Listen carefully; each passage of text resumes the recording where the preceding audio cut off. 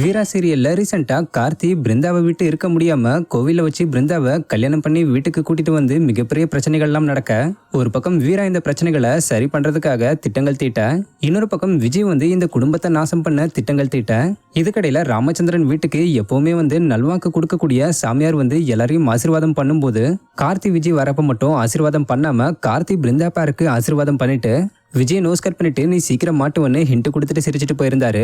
இப்படி இருக்கிற நிலையில பிருந்தாவை அடியாளங்களை வச்சு விஜய் எங்கேயோ கடத்தி கொண்டு போற மாதிரியான அப்கமிங் எபிசோடோட பிடிஎஸ் வீடியோ ஒன்னு விஜயா நடிச்சுக்கிட்டு வர ஆக்ட்ரஸ் சங்கவி ரீசெண்டா ஷேர் பண்ணிருக்காங்க.